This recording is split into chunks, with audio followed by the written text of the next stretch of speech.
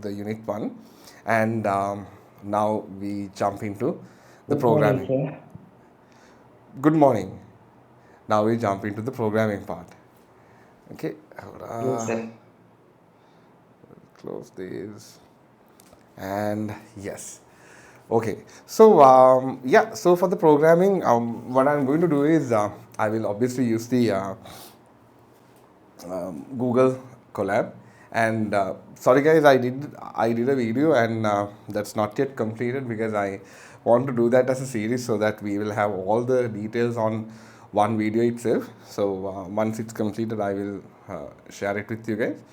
And until then, let's start with the unit 2. And here what we are going to learn about is we will be basically developing some code, and we learn how to make programs easy to read, and like how it is structured, and also strings, data structures, input output, and also subprograms. And yes, hold on. Yeah, and evaluation will be like, and the testing and evaluation part will be also covered up, because we will be Recording focusing in on, progress. yeah, we will be focusing on the big picture of how to write the software. Okay, so before we jump into this, I want to show you guys um, few points. Now, so the reason. Recording stopped. Cool. Yeah, I think there's something wrong with the cloud recording. Anyway, okay. So we do have 3 different color codes in this. Okay. So when it comes to the programming language part, we have 4 different color codes. One is for the pseudocode, this yellow color one, and the pink highlighting is for Python, and the green color is Java, and the light red color is C#. Okay, so we basically, you will be expected to understand and use the pseudocode in the examination, as well as examples will be given in pseudocode as well as all the other languages. Okay, so I will be focusing on Python, since Python is compared to other languages, Python, as I told you guys before as well, Python is straightforward to learn, and it's kind of easy to follow. And the rest of the points, you can, for Java and C#, you do have the option of learning it on your own, but what I suggest is, let's stick with this so that we can share and we can try things out. Okay, perfect. So now we learned about algorithms and programs in our first unit. So we talked about how to build algorithms. We went through a couple of videos. We learned what type of algorithms are there, and the flowcharts, and how to write flowcharts. And we touched the surface about on pseudocode, and we talked about how to write a simple code with few features in it, and I showed you guys a brief introduction into Google Colab, and I showed you some details with JavaScript as well. Okay, so now, as we know, now when we write an algorithm, that algorithm has to, or need to have a way of execution, right? So let's say if you take the example about making a cup of coffee, or that video example we saw where we saw that parent who asked his kids to write an algorithm about how to make a peanut butter and jelly sandwich, right? Sandwich. Yes. So those features, like even if you write it down, still there has to be a specific way that code or that algorithm can be executed on or by a computer, right? Even if you create the algorithm, if you cannot execute it, then it won't work out, no? Right? So that's the core concept of this particular module, where this particular unit, where we learn how to execute it.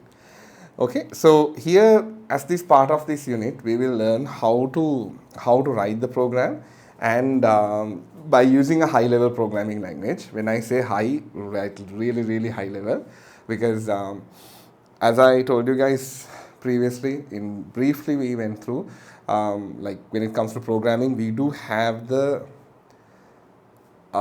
like low level programming, which is related to instruction level programming, where we use binary points and basically assembly, right? Okay, so that is much complex, so we are not going to touch into that level, but we will be working on a high level code. Okay, and then we will be learning about this translation layer and about this CPU processing and all when we jump into Unit 4, where that will be basically focusing on the theory part. But let's get our hands dirty by running some code. Okay, nice. So before we jump into the coding, I want you guys to understand few basic points. Okay, so whatever the programming system we have in the world, they are running based on 5 primary data types. Okay, so what are the data types? As you guys can see, we do have the data type integer, real or float, boolean, a character, and a string. Okay, so characters and string, we'll go through it slowly, then you will understand what this is. So integer is integer. Technically, an integer is a whole number, right?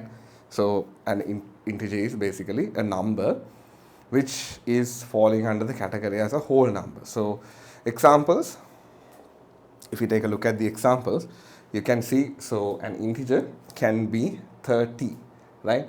And these are the integer variables. So we already went through this part where we created a variable and we assigned a value, and we went through it and we understood how it works.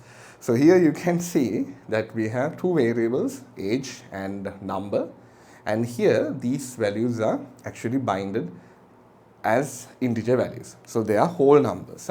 Whole numbers කියන්නේ මොකද අපි සිංහලෙන් කියනවා නම් දශම ස්ථානයක් නැහැ, decimal point එකක් නැහැ, no decimal points, these are complete numbers.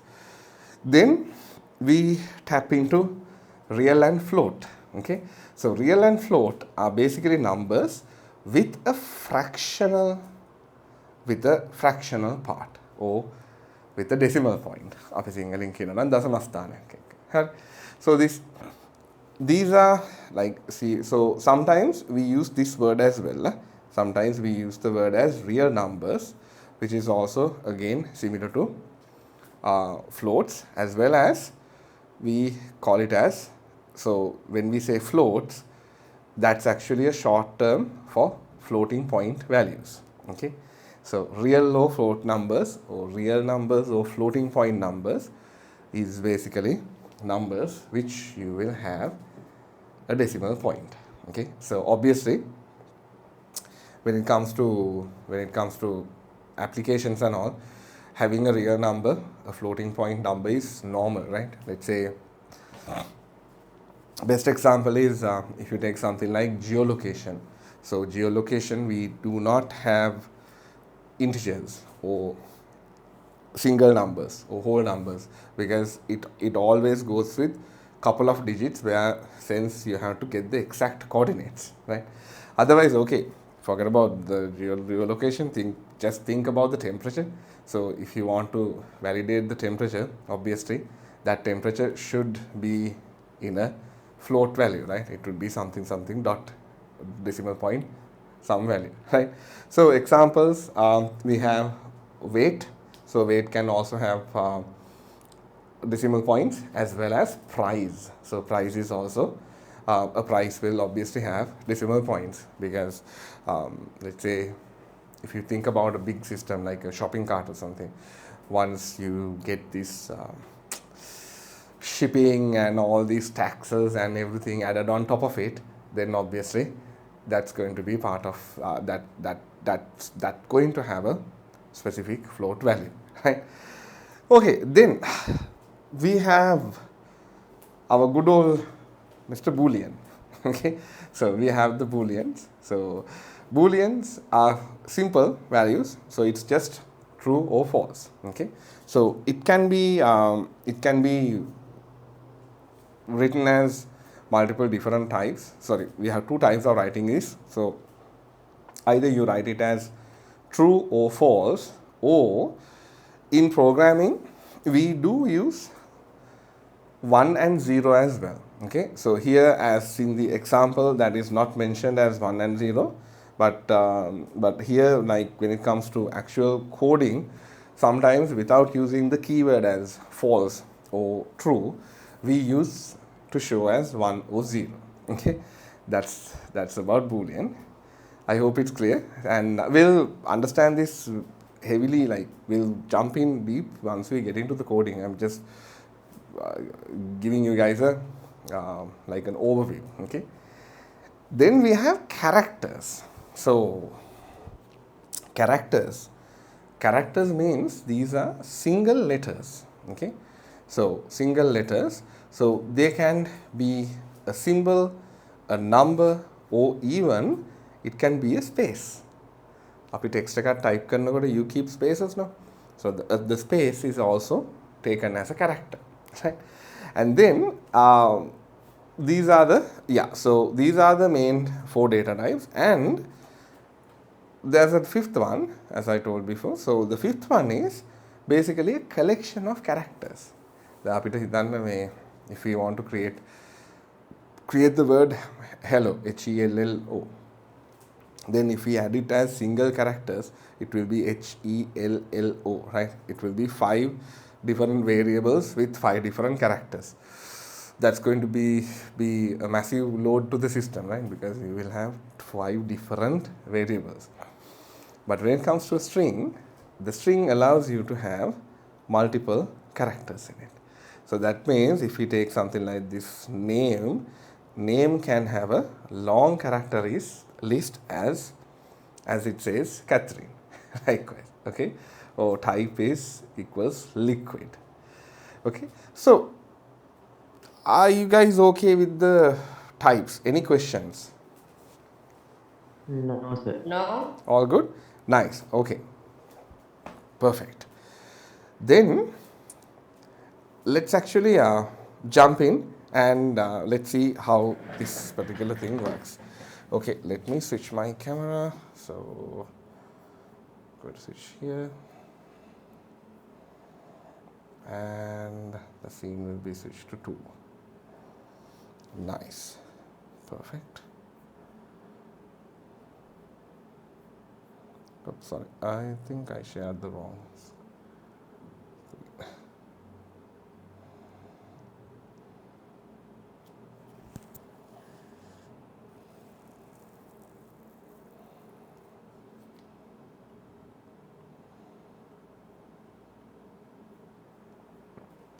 Okay, perfect. So let's do some coding now. Nice. Okay, let me open this, and okay, what I'm going to do is I'm going to search as Google Colab. Okay, so you search as Google COLAB. Done. Google Colab. Perfect.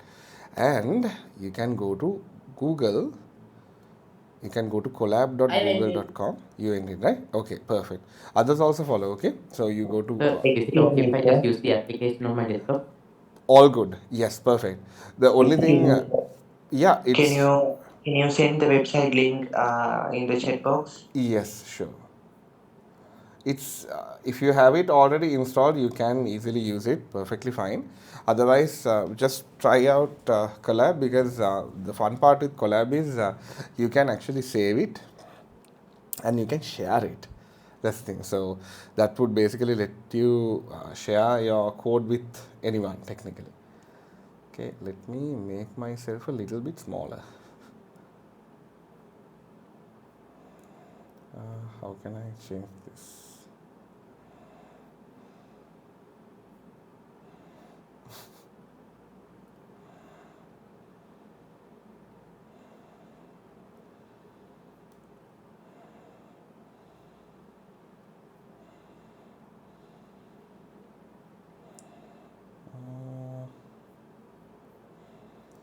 hold on.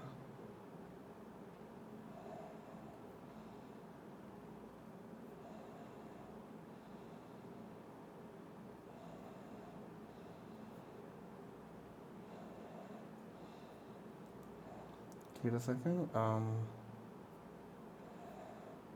What happened?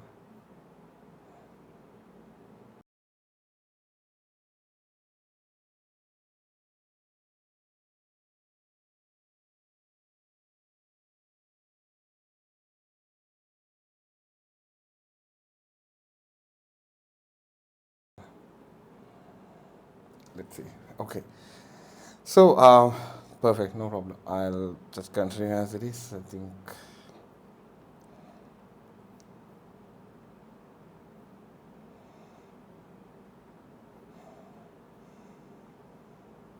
It doesn't let me move the video. Okay.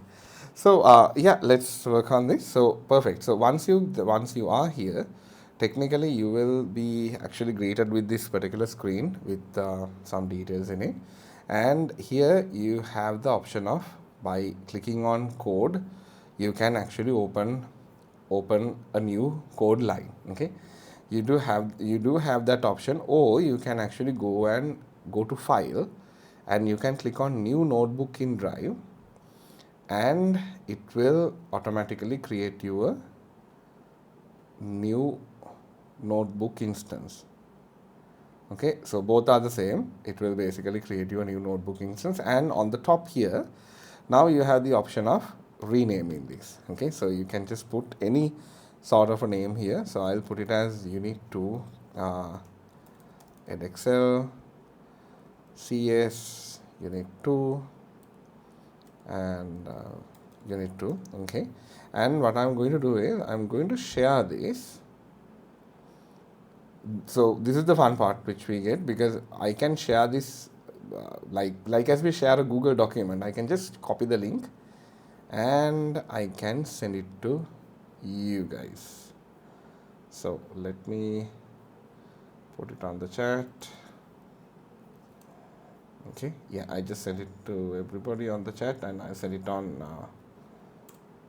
this as well. Okay, and guys, by the way, if we have anybody who has not already joined the chat, you can join by using this link. Hold on, copy the link, and yeah, I sent it on WhatsApp as well. So if you haven't joined the chat, please do click on it and you can join the chat group.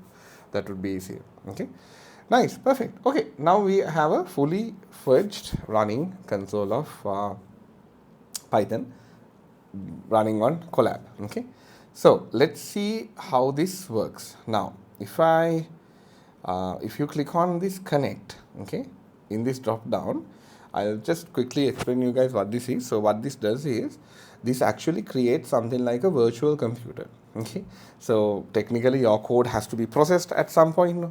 So in order for your code to be processed, what it does is it creates a temporary computer, like a virtual machine, and then in that virtual machine, that will be processed. Okay, perfect. Okay, so here what I'm going to do is, now let's all good. Let's yep, yes, I have my one. Recording in progress. you have your, You have collab on? yes, you can work on your collab, no problem, Okay, sir. no issue. Sir, can I share that for you? Yes, please. Yes, that's why I asked you guys to work on collab, because then you can work on it and then send me the link, so that you can share your code with me. So if you have any questions, you can just directly share the code and ask. Also, I think Daham, you. Sir, I shared it. Nice, perfect. Yes, sir. Yeah, so if you can, just try out Collab as well, because here you actually have the Gemini bot. So you can, Recording stopped. this is much easier for you to learn also, because you can type something and you can actually ask AI to help you. Okay, so Like, I don't have any account for that. You don't have a Gmail account, is it? I have a Gmail account, but it will take time to like create this, right? No, That it's account. just 2 seconds, 1 minute maximum. Just go to collab.research.google.com and you just need to be logged into your account, and that's it. It will. So what was it again, sir? It's collab.research.google.com. Let me send you the link. I just sent it on WhatsApp. Sorry, on the uh, Zoom chat, and we'll send it on this as well. I just sent it on the on our group also. Okay. Sir, what I normally do is like if I get the code wrong, I just ask AI on my browser. Okay. Yeah, that's perfectly fine. Here, the fun part is now, since this collab is actually built to run scripts like AI scripts, machine learning scripts, and so on and so forth, it has a much more optimized AI model to help on Python coding. That's the thing. So that is actually much powerful and easy to use. Yes, So it just logged me in. I didn't have to do that. I am. That's the thing. Yes, yeah. Yes, Python is very easy. I do lot of works in Python. Got it. Okay. That's awesome. That's good to hear. Okay, so let us just go through the basics, so then we can actually try this out. Okay, so now in Python, so what we are going to do is we'll be talking about the variable initialization first. Okay, how to basically set a variable, right? So now there are two ways of writing this. Now example is now this is how you write this on pseudocode. Okay, so what you do is you write it as set total. So here what we call it as total, that's the that's the variable name, to 0. Okay, so what you do is you set the total to 0. But in Python, what would be done is you will be just creating a variable called total, and you can set it to 0. So let's try this out. So you have two options in Colab. So either you can write on the same code block, or what you can do is you can basically start a new code block. Sir, Yes. sir, I have like a Python code which I downloaded for like an hack or something, sir. Like me, I don't understand what's wrong with it, sir. Is it okay if I send it to the chat? Yeah, sure. Send it to me. Okay. So now, okay. So what I just showed you was, so you do have two options. You can either write on single code block, write this. You can write as much as possible if you want here. Otherwise, you can create individual code blocks. Nitin, you can click on code, and that will automatically create a code cell under the main block. Okay, and the fun part is this automatically gets saved, and all changes are actually saved into your Google Drive, so you don't have to worry about losing any actual content. Harry, okay. So now let's try out the variable. So yeah, so up to what extent do you guys know Python? 0. 0. Perfect. Awesome. 50-50, sir. Like sometimes I forget things. Nice. Okay, before we jump into this thing, shall I take you guys through a quick demonstration of Python just to get the basics in? Then you guys know how it works. No? Shall we do it like that? I think that would be Okay. the easiest, right? Okay, so to learn Python, what I suggest is to use primarily W3C schools. Okay, so W3 schools,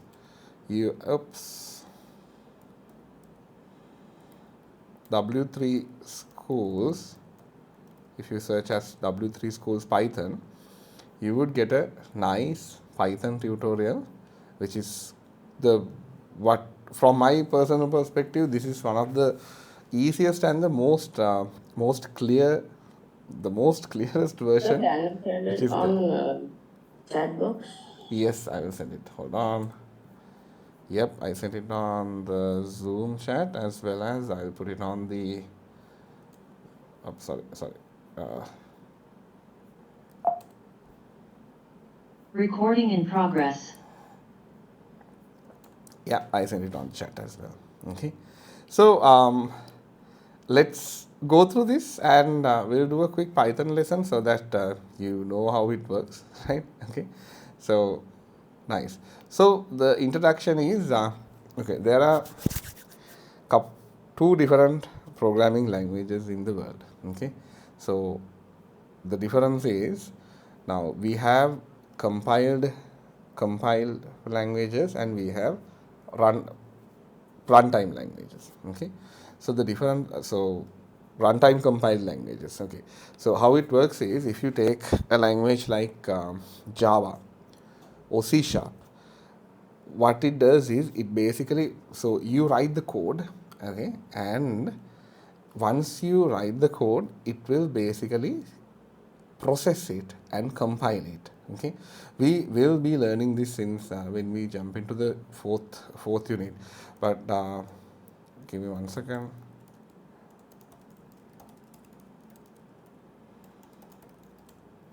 So let me show you the difference between compiled languages and runtime languages. Okay, so scripting languages, it's like this. This is how it works.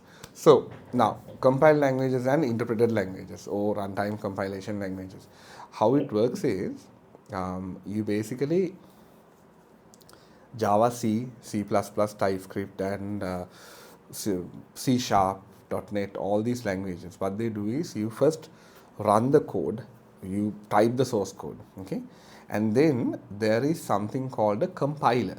Okay, so what the compiler does is the compiler converts our English word, whatever we type in English, and it compiles or converts it into bytecode. Okay, so this conversion happens every time when you want to run the code. So that's why this C Sharp, Java, .NET, these type of languages, they require a good PC as well, because your PC or your computer always has to compile it every time when it's going to process the code. Okay, and then it will be interpreted to the machine or the server or wherever you are going to run the code into his own language. So interpreted languages are different. So interpreted languages, what they do is they do not have a particular compiled code base. So you have the source code and then you send it through a runtime compiler which will process the code during the execution. So that means whenever you write something and whenever you run the code, it will just like that immediately get processed. Okay. So can you guys tell me a big difference between the compiled languages and interpreted languages? What's the main difference? Just guess.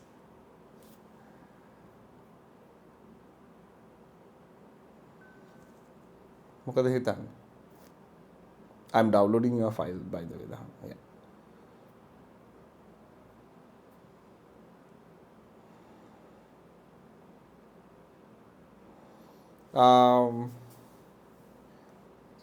Do you, what is this code? What does it do? Like, so that code is for an hacker computer. Stormbreaker main.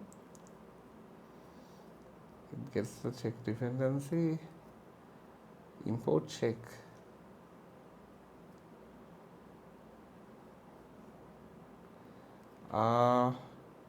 But this is basically try to running a PHP server. So white force background if you want to see. Control PHP proc. So this is the process controller, and what does it do? It imports check and check for the dependencies, take the colors, and it runs a server in the port 2525. So it takes the input if you want to exit and turn off localhost. So this is basically running a server, running a PHP server. Right? Why do you want to run the PHP server like this? What was the reason?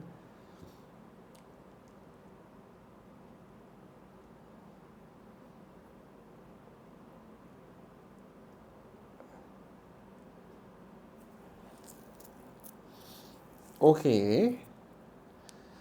Compile language is faster than intermediate language. Okay. Daham, we'll have a chat later on about that. We'll have a chat and see. Okay. So, yeah. Faster? Yes. So, Birlaka, yes, correct.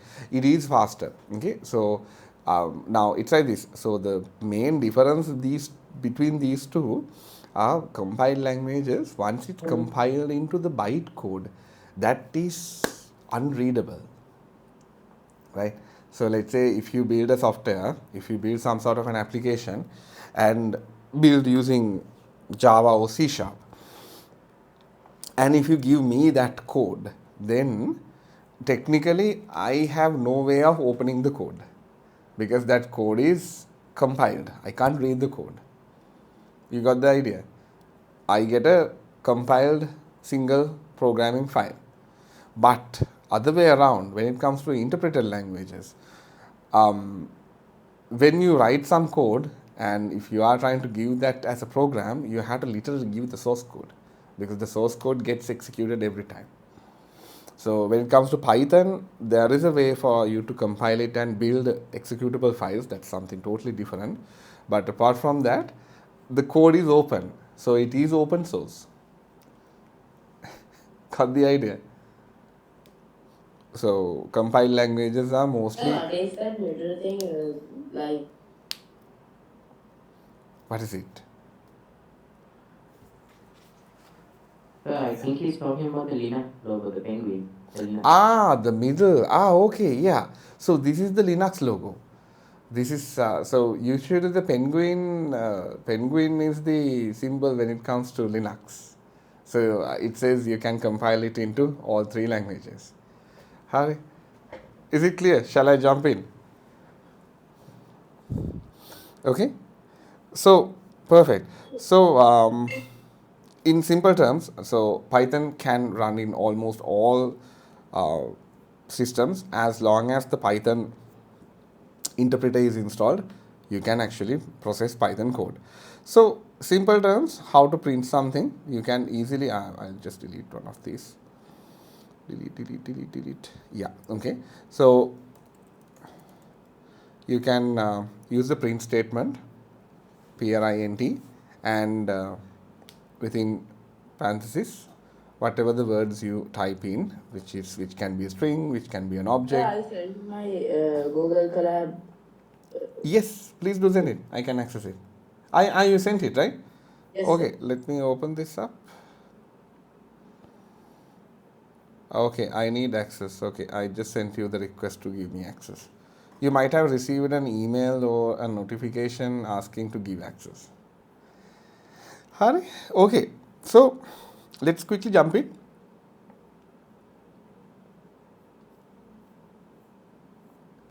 Okay, so I'm not going to go into the setting up part because since we are going to use this online feature, you don't need to set it up. But if you are trying to install this, you need to install your you will have to install Python on your machine itself. Okay, let's see. No, still saying. Let's see. No, it still says I need access. Try to give the access and see. So if you are installing Python on your machine, then you can actually go into python.org/downloads, and there you will see a set of different versions. Basically, they do release versions. every now and then, so with bug fixes and so forth. So best is to download the stable version, which is normally recommended. So since I am on a Mac machine, I can see the Mac version, but if you are on a Windows machine, you will be able to download the Windows version as well. So I gave the access. Okay, let me try again.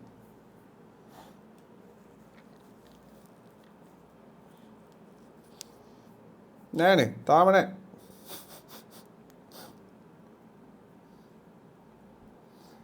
No, do it like this. So open your file, okay, and go to share, and in the share you have this option called general access. So here click on the drop down, and ideally it should be in your version, But it should be as where the restricted. share is in? Here it's on top, right hand side top corner. So you click here, you get the pop-up, and in the pop-up, under the general access, it should show as, in your version, it should show as restricted.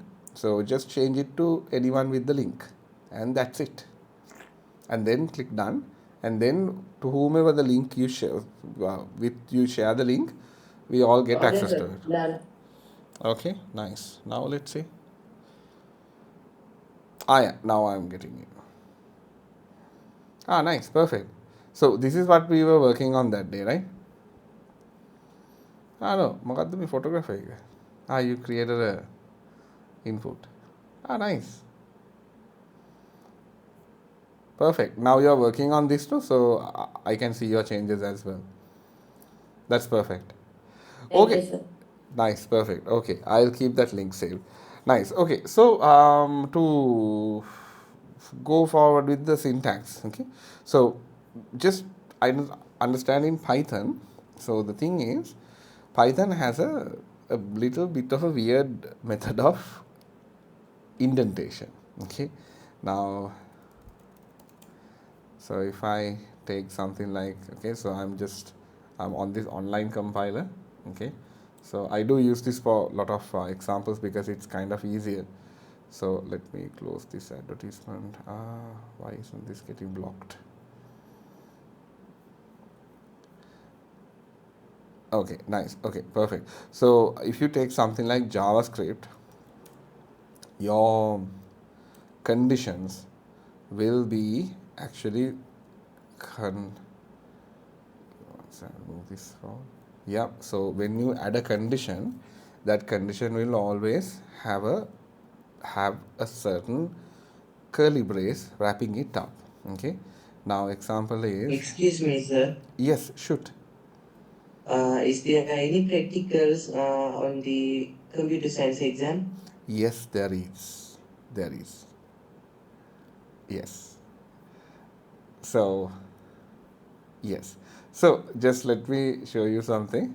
And if I open this up, if I take a new code block, okay, now this is basically checking if 5 is greater than 2, and if I run this, it goes in, right? So this is a basic if statement. We'll go through the statements in a while. Just bear with me for a while. I'm just to show you the indentation. So this is just a simple action, right? So if you write this in JavaScript, you'd have to write something like this. So there will be always a parenthesis wrapping up the condition. So 5 is greater than 2, and then always the next point, or we call this a scope. Okay, we call this the scope. Scope will be mapped within curly braces. Okay, so here now in JavaScript we do not have a print function. What we have is a function called console.log. Okay, now here I can put the same text, and if I run it, you guys can see that it works. Okay, so this is the difference between this Python indentation and other languages. So other languages, you always use these curly braces to indent, create the sections. But in Python, you really need to make sure that your indentation will be added properly. So if I don't add the indentation, let's see what happens. I'm going to get an error saying expected an indented block after if statement on line 9. Okay, so that means after this if statement, after this colon, this one, this is basically expecting a indented line. So now if I run this, you can see it works. Okay, Billaga, is it okay? Clear, right? Yes, sir. Nice. Okay. So likewise, what happens if we run this one?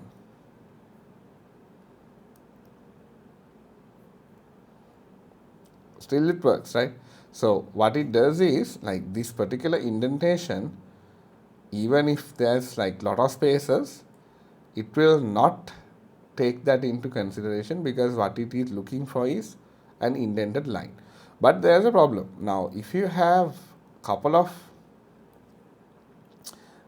of conditions, then it's going to be a problem like this. See, if I do it like this, okay, so let me clear, and if I print this, now then see, then it says no unexpected indent. Okay, so that means that you cannot have multiple indentations, you can only have a specific set of indentations after a line. I know it's a bit tricky to understand, but once you guys get used to it, it's quite straightforward. Okay, but and compared to PHP and JavaScript and other languages, I personally like this language because it's kind of easy, and you don't have to focus on this parenthesis and whatnot, all the additional content. Right? Nice. Okay, so then let's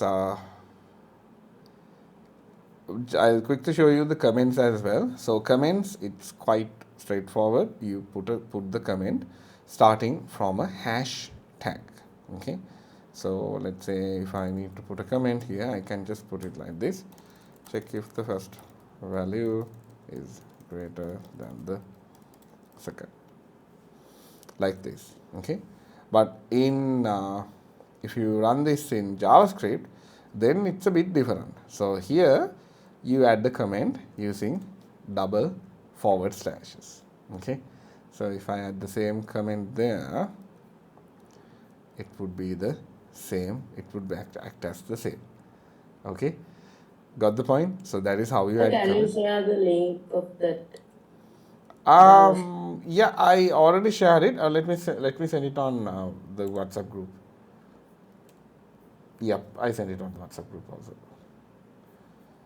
You can, so this particular online compiler, it's actually quite good because this has all the main languages. You have Go, you have PHP, you do have Python as well. You have Python also, but here the thing is it will not save anything. That's the thing. So whatever you run, it will basically run at that point, and that is it. So if you want to save something, it doesn't give you that feature. So that's why I stick with Collab, because this is automatically getting saved. Okay, all good now. So can I jump into the next point? So let's jump into variables. Any questions so far? No, sir. Okay, so then variables. Give me 1 second.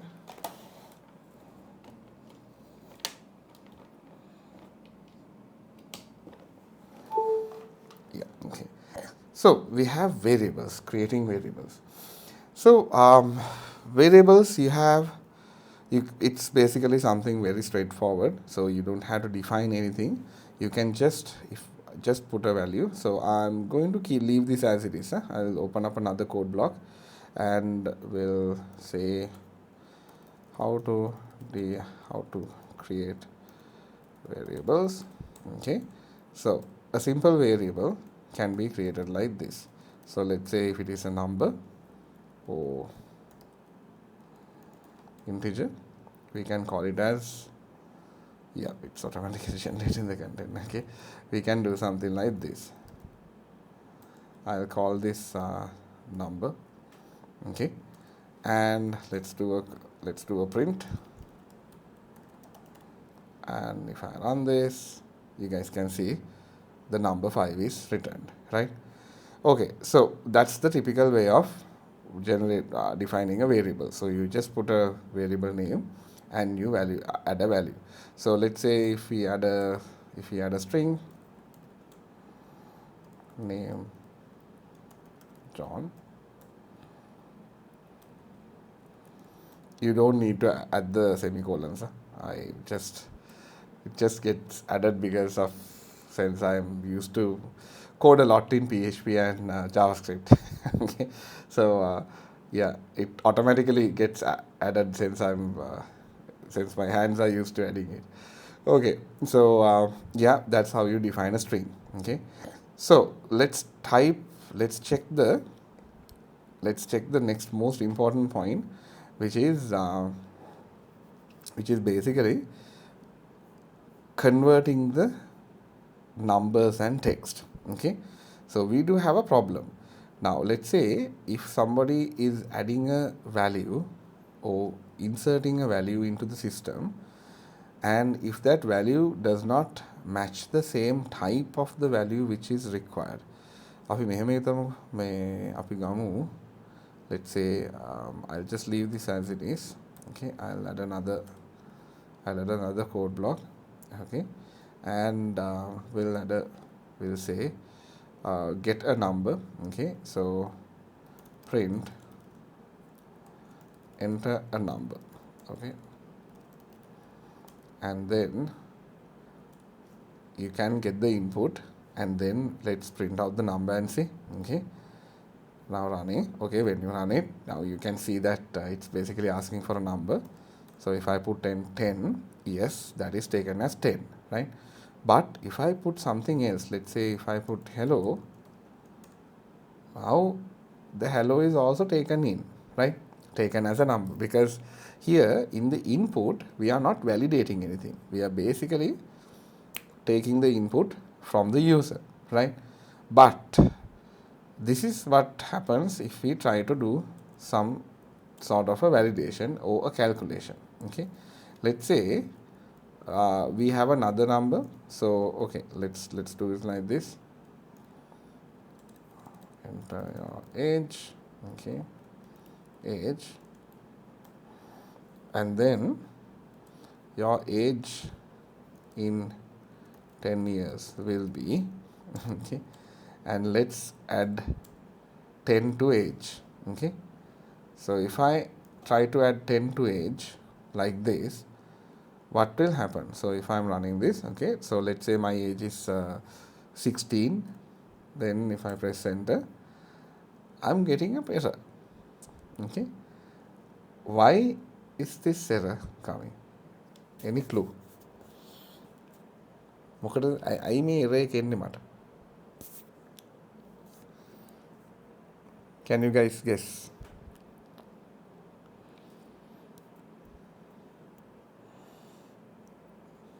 Yeah. Sir, Sorry? because it's an integer. Because it's an integer. Yes. Your answer is partially correct.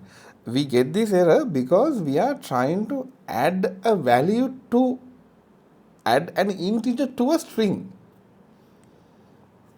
right? So now example. Okay, let me show this. So I get the answers, sir. I get the output. yes, so in Python you can actually check this out. So in Python there is a function called type. Okay, now let's run that and see what is this particular type we are getting. So let me comment these 2 lines. Okay, now let's do a print, and let's do use the type, and let's see what's the type we are getting. Okay, now ideally if I type enter 10, we have typed in a integer, right? But what happens is we are getting a string because what happens is our keyboard is using the particular ASCII key which is mapped into the button, right? So the ASCII key is converted into whatever the number. So for us, it looks like a number, but for the system, but in the code, that's a string, right? So that means if I'm trying to attach or add a number to a string, that's not going to work out, because now the error we are getting is, Excuse me, sir. yes, shoot. Yeah, I have a class on 11:30. So Okay. can I leave in this room? Yeah, sure. Can you send the video recording? Yes, yeah. All the recordings are shared in my YouTube page, and you can also get the recording from the LMS backend. All the videos are there in the Okay, sir. LMS backend. And can you give me a call somewhere tomorrow morning? We'll discuss about that image you sent me. Sorry, I was Yeah. completely busy and I was not able to call you back. Okay. That's not Yeah, give me a call around 10:30 in the morning. Okay, sir. We'll go Okay, through sir. it. Right? Perfect. Okay. Okay. Sure. Okay, sir. Bye. Okay. See you. Okay. Bye. Have a nice day. Yes, you do. Okay. So now back to the error. So you are getting the error because this is a string. So quite straightforward. All you need to do is we can put it in this method called integer. Then අපි 10 enter කරොත් it's going to get the value as 20. Okay. How does this work? Is because of this concept called casting. හරි. Cast කියන්නේ අපි value එකක් මොකක් හරි එකක් තව value එකට convert කරනවා කියන එක. Casting means converting an existing value to something else, right? So when you cast, then you will be able to convert this value to a specific type of a data type which we learned early during the class. So let's try this out. So this part is okay now.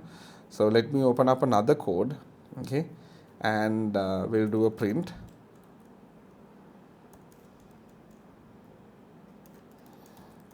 Value cast example, okay, print. Okay, so I'll just use the type method. Okay, අපි මෙහෙම ගමුකෝ. අපි so we'll, okay, now let's try these out. So x comes as And before one? yes, here.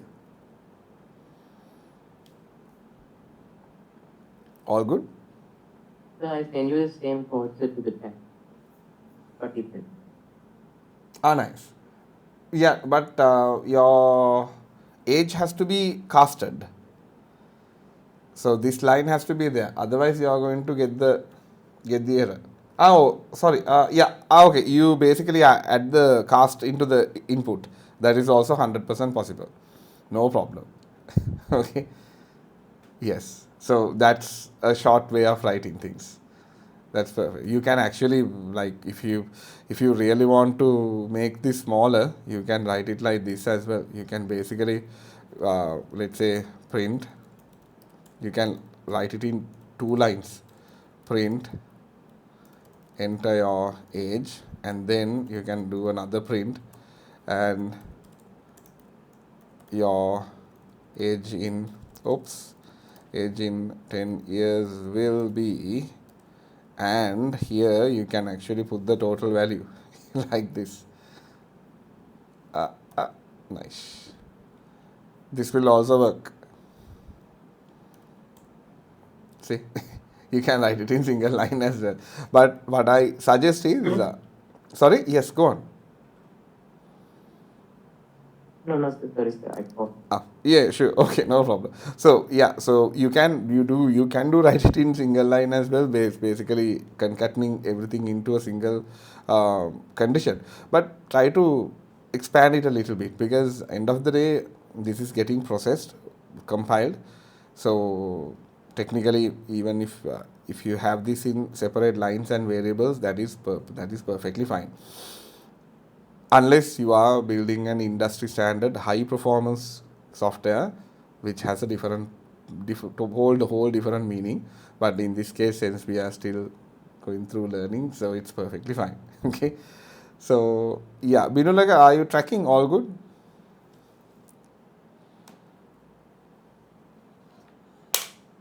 Okay. Okay, sir. Yeah, perfect. So I'll just show you these examples. So now here we have y, which is going to be a float, and if I put z, that will actually take into another content type called complex. So complex means these are like mixed data types which will have multiple different types of data. So this is how it usually works. But the thing is, if you are getting these values from a variable, so let's say values, and we'll call it int input. Okay, now let's try this out. So if I put in 10, yes, you are going to get an integer, right? So if you want to cast a value into whatever the value method you want, you can actually use something like integer. Likewise, if I, so let's say without taking input, we'll do something like this. So if I use something like this, string str, and then if I run the code, you guys can see that it changed into string. So if I change this to float, then you can see the value changes to float, and the value also will be changed. Okay, so if I run this, see, automatically a decimal point is added. If I change this to int, then no decimal number, that's going to be a whole number. And if I then change this to string str, then still nothing will happen, but this data type, you can see that the data type got changed as string. Okay, all good with the data types? Give me a second, sir. Sure. Yes, sir. Please do try it out.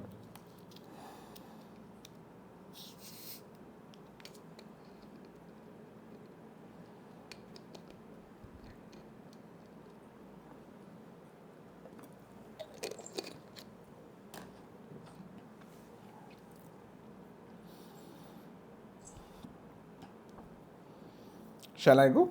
All good? Okay, sir. Okay, nice. Okay, so that is about the simplest variables and getting the details. Okay, so then this is something which is a core point which you guys need to keep in mind about how to allocate a variable name properly. Okay, so variable names, since this Python system supports any sort of a variable name, you can type the variable name with any type of a pattern. You can either type it with all simples, with an underscore, with camel case, so, and with snake case, and so on and so forth. I will show you guys the patterns, right? But there are few points, a variable which you cannot do. Okay, so let's say we'll try this out. So let's get some variable types. Okay, so how can I move this button? Yeah, perfect. So variable types. Okay, so when you're defining a variable name, you can actually define it with multiple different types. So you can new, let's say, number can be 10, number can be written like this. Okay, number can be written like this as well, or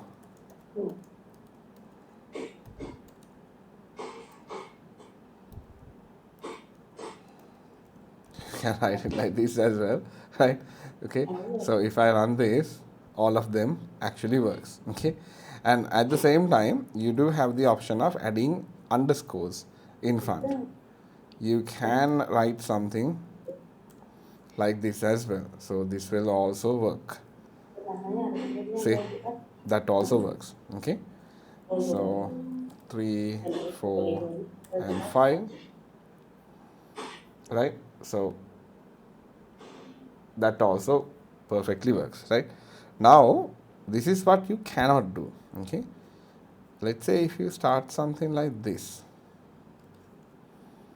Now see, automatically the system is underlining it as it's wrong, as well as if we try to run this, you are going to get an error which will say that there is an invalid decimal literal in the variable name. So you cannot write variables starting with decimal numbers. Okay, so keep that in mind. And anyway, technically you won't create a variable with a decimal number, but be careful you don't write it starting it with a decimal number. But if you add a character in front, then it works. Okay, so decimal numbers or decimal letters can be inside a specific string or variable name, but it should not start with a decimal number. Okay, so I will add something.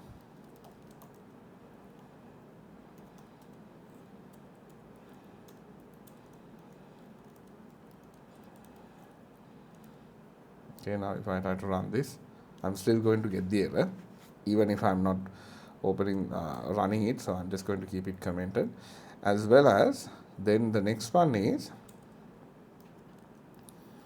adding a special character.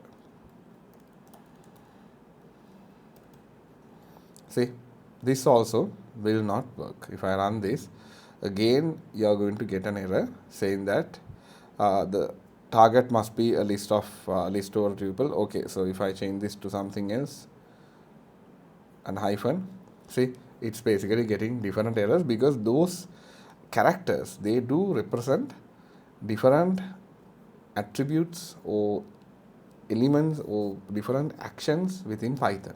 Okay. So we can fix the error by AI. Yes, you can fix the error by AI. Correct. So yeah, so I just wanted to show you guys that part. This also won't work, and this also won't work. Let's say number, let's say number S and 70.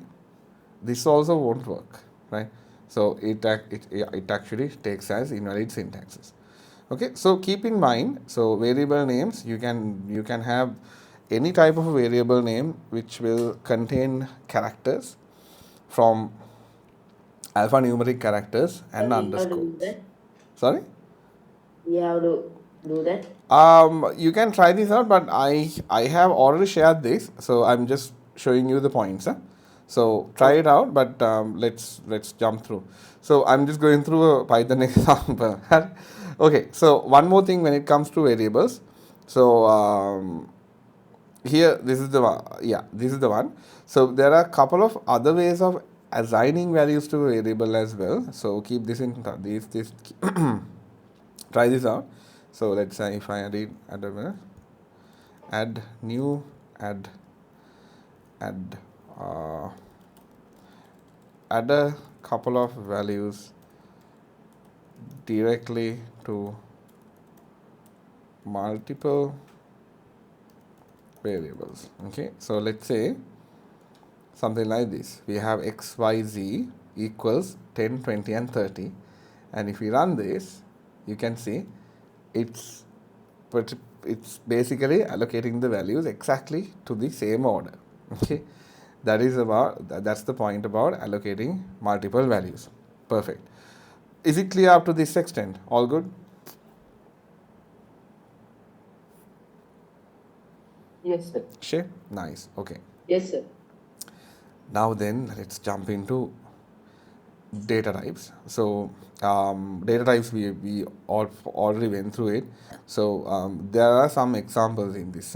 So you guys can actually run this out and see how it works. So I will show you guys this list sets and the I mean the dictionary part in a while, but until we jump into that, let's just try this out. So this will basically show you all the data types which is available inside Python. So see, you have string, integer, float, complex, lists, tuple or tuple, and range, dictionary. Sir? Yes, shoot. Can you see my one, please? Is it correct or? Yeah, sure. Let me refresh.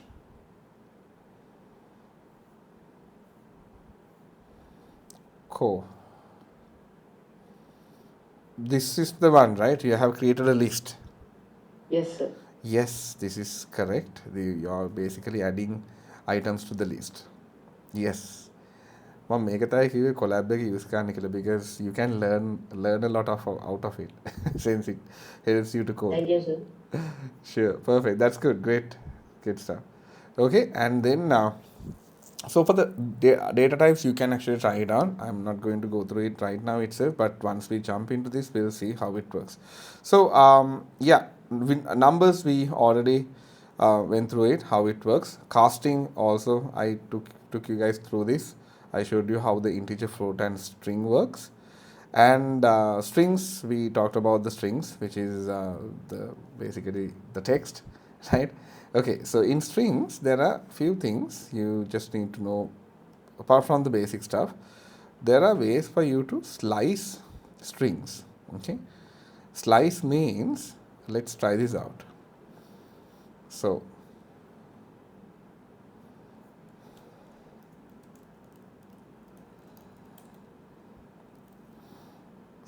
let's say if I have this word hello world, okay, now when we run this, you can see it is printed out as a string, right, of a complete sentence. But in Python and in some of the C scripting languages, this string is actually a system. It's actually a dynamic object. We call it a dynamic string object. Okay, so how it works is, this works as a list. Okay, so when it comes to a list, that means using the square brackets, using the square brackets, we can actually access these items in the string. So if I say A0, I'm going to get H. Okay, so that means this basically starts from 0 and goes on forward like an array, and you can get the value. So technically, this is how Python sees this particular string. My string he sees it like this.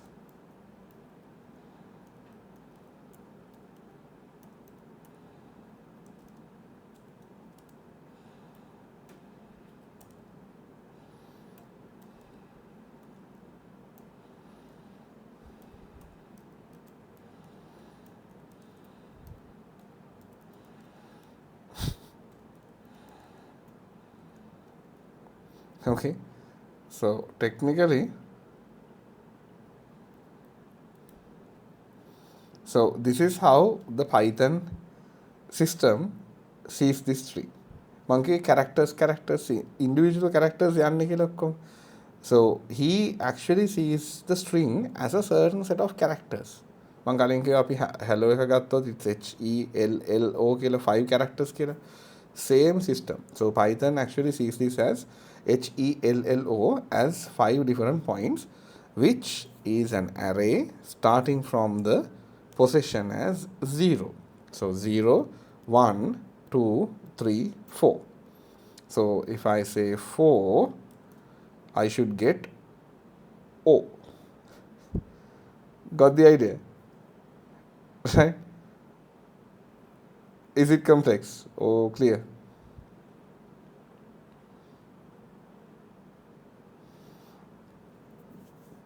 Yes, sir. Shame. Okay. Dam, you also okay, right? Yes, sir. Nice. Perfect. Okay. So now, this is where the fun thing happens. Now, since this is taken as an array, you have the option of setting some conditions. Okay, so you can say take the values starting from 1 up to a certain limit. Now let's say if I tell the system to take values from starting from 1 to 6, so that means 1 is this guy E, so 1 2 3 4, there is a space, right? No, sorry. 0 1 2 3 4 5, and there is another space here, empty space is here, so that is going to be 6. I actually forgot to put the empty space. Yeah, it's going to be like this. So now I'll take only 3. So when I take 3, that means 0 1 2 3. So starting from 1, take 3. That means 0 1 0 1 2 3. That means you are only going to get this particular length. Okay.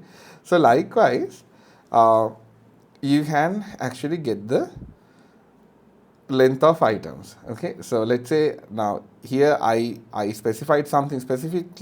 So if you want to crop this up into different way, now let's say if you want to skip the first letter and take the rest of the string, you can do it like this, or skip the first 4 characters and take the rest, or let's skip the first 6 characters altogether, then you are going to get the word, right?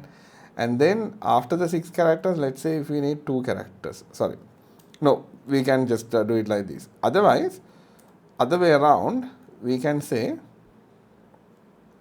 from the beginning, from the 0, take 5. So 0 1 2 3 4 and 5. So that basically takes the main point. Yes. What will happen when you put 53? 53? 3? You mean here or? Here, the print one. Print A brackets 53. What will happen? You mean like this, 53? Yes, sir. Yes, sir. You won't get anything.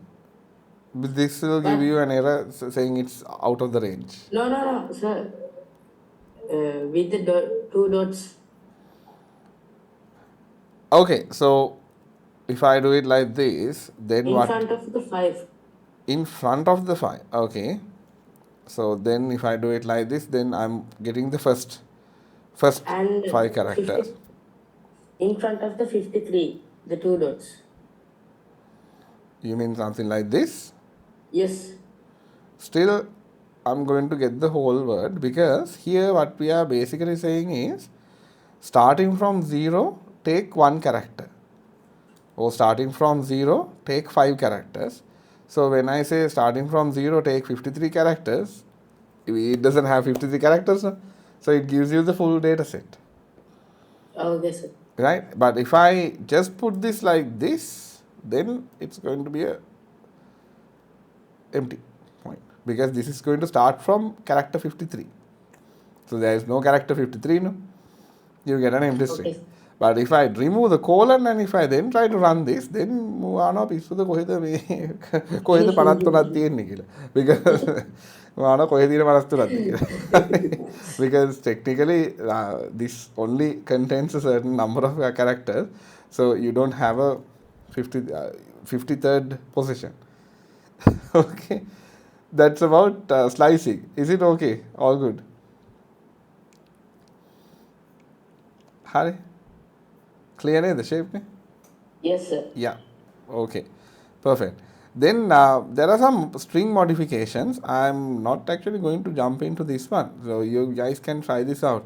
So string modification is technically there to modify a string and try it out. So let's say so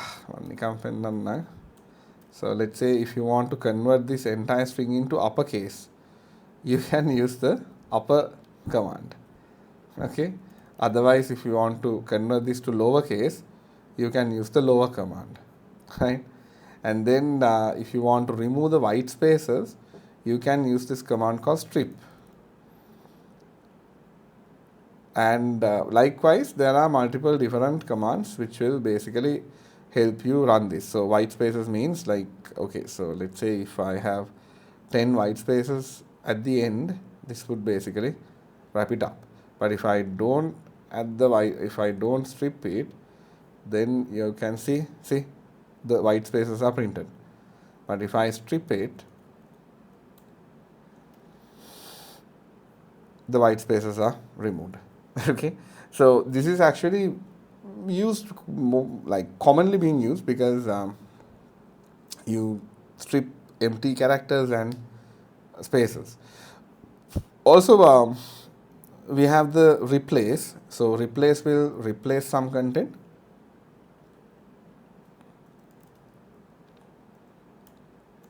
So let's say replace H with A, and if I run this, you can see H is replaced. Okay, let's replace L with an underscore, and you can get this as well. Okay, so these are being commonly used every day on day-to-day practices. We do use this on day-to-day basis because when you get to change and manipulate strings, you have to basically need this particular or use this set of functions. Okay, so quick point, and once this is done, I'll jump into the next one. So concatenation. Concatenation is also one particular thing we need to try out. So we call this string concatenation. Okay, I'll just type in the word string concatenation. So how does this work? This will basically allow you to connect two characters or two strings together. Okay, so be careful, don't get this mixed up with calculating two values together, which is technically the same, where you use the plus sign and then you connect the values. Okay, so here now you can see this hello world. If I put one characters, that's going to get concatenated. At the same time, we can add something more. So let's say if I add this here without adding it here, and if I run this, still you can see the concatenation happens. Okay, all clear now?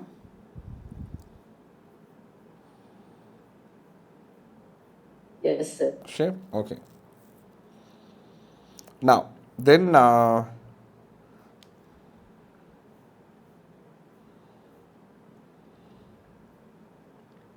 formatting. Yes, this is also one point we need to learn. Okay, so there is this concept called formatted strings. Okay, F strings. F string allows you to do something like this. So let me show you how it works. Okay, so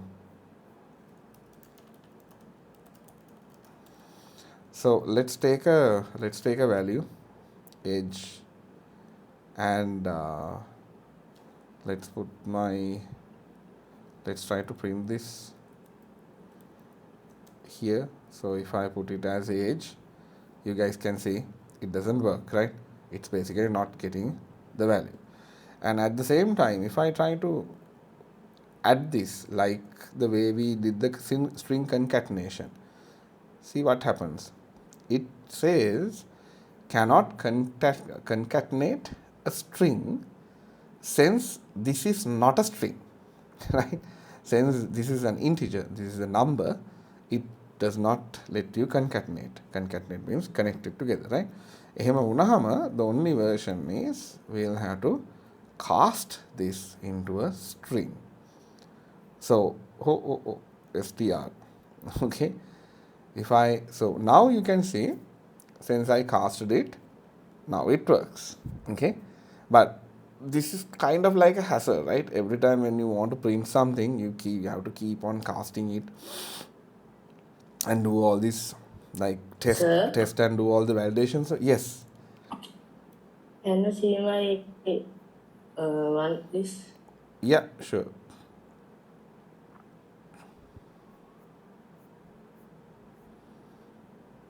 Yes. I do some works. Yeah, you have actually created a class. We do have the classes, but we are still doing some baby work. But yes, we'll go into classes because the classes will basically let us build high level, like complex objects and data types. But yes, we'll Is go to it that. correct, sir? Yeah, what you have done is you have created a class or a class called person, or these are known as objects. So you have created a person object called person, and you initialized it. So this is known as a Sir, I learned constructor. it from YouTube. Nice. Okay. So this is called a constructor. So it runs the code, and you create an instance of the peers person, and you get the values. So this is what is known as object oriented programming. So this is how we create WOP concepts. Hari, okay. Let's just go through this and see. We made basic points. After that, we can jump into some interesting stuff. Alright, okay. So I was going through the string formatting. So I know this is a little bit of a hassle when you want to write this. No? So for this in Python we have an option called putting an F in front of a string. Okay, so we call this an F string. So when it comes to these F strings, now you can actually do something like this. Okay, so now using curly braces, you can print the variable into a string and execute it like this. So this is what happens. Now if I remove this F, my F that's just going to print whatever the value, right? But when I add a F and when I run the code, you can see it immediately process the code, and now I can see the value as 36. Okay, so this is what is known as string formatting. There is another way to do this also. So if I try this out, we'll call it txt2. Okay, and then we have the option of doing this as well. So I'll run this, and you can see both gave the same answer, right? So first version is using the F, so that you define it as a string for F string. The second version is you basically take the string and you add this format method at the end, and you add whatever the value you want it to be converted. Okay, so there is a slight problem in this because now if I wanted to run multiple values, you have to put multiple curly braces. See, so let's say if you have 3 values, you need to have multiple curly braces. So this is okay, this is perfectly fine, huh? But the thing is, I'm not suggesting or recommending you guys to go through this pattern because it's a bit hard to read. Because if you compare these two, the age and the first one and the second one, the first one is quite clear, right? Because the variable name is already there inside the string.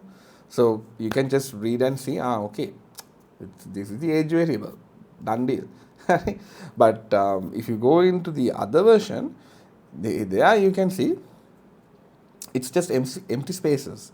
So that means it's going to be a bit hard for you to exactly find out and map what is what. Okay, all clear? Is it good?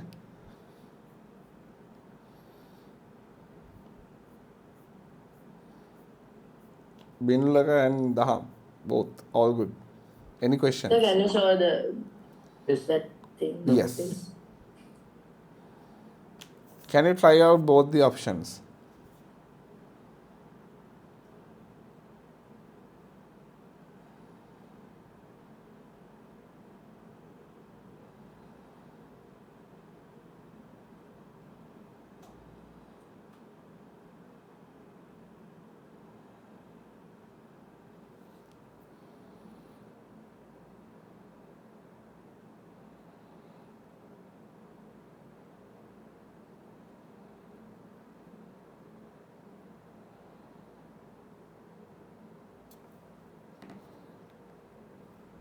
All good?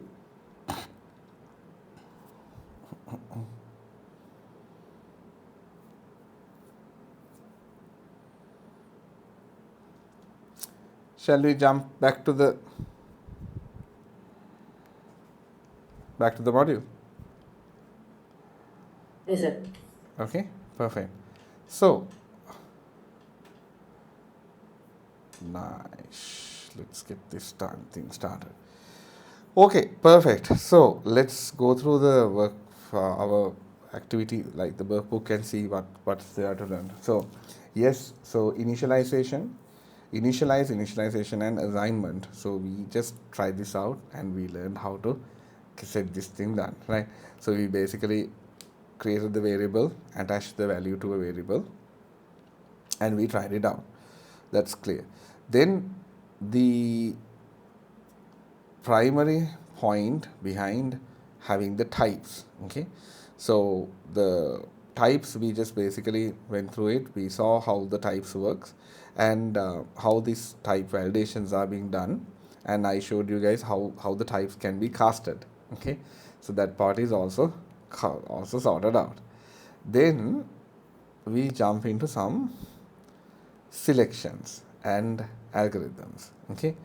So here we have an algorithm where we check a specific process, okay? Okay, so can someone explain this algorithm? Binlaka, can you explain this? Odaha. මොකද වෙන්නේ මේකේ?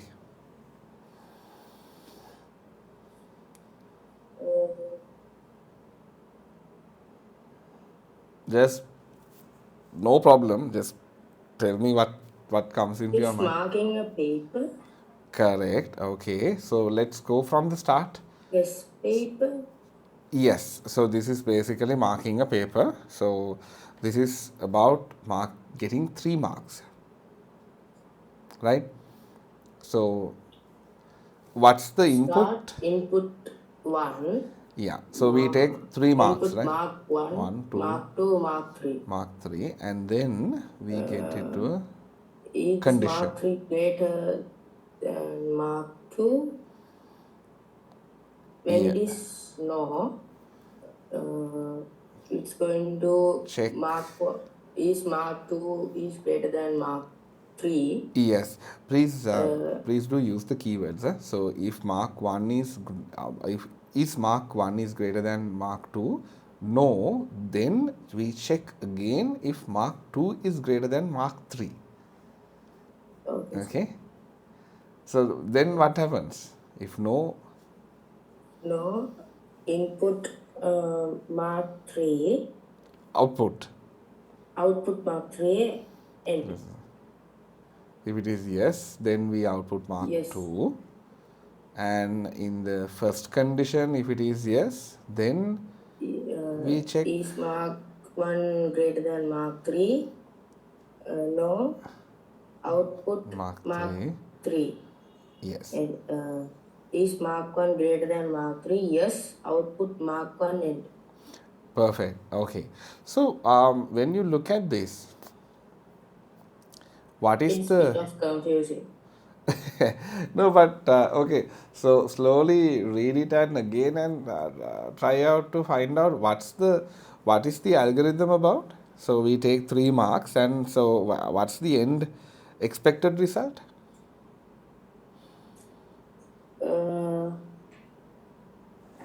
Output mark 3, output mark 1, or mark 2. Correct. So we are looking for the Outputs. outputs, yes, but what type of a mark are we looking for? Is it the highest mark or the lowest highest mark? mark. Highest Greatest mark. Exactly. We are looking for the highest mark. So the way you should read this is, so remember the keywords. So we start and we take the user's input for mark 1, mark 2 and mark 3.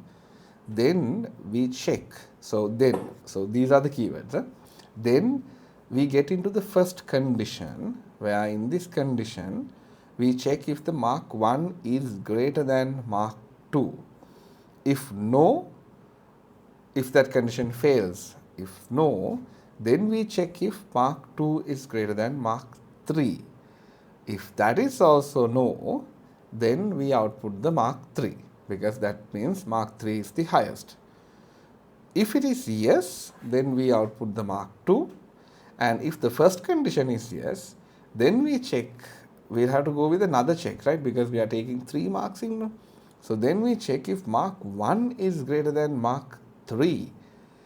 If yes, then that means mark 1 is the highest mark. If no, then that means mark 2 has to be the highest mark.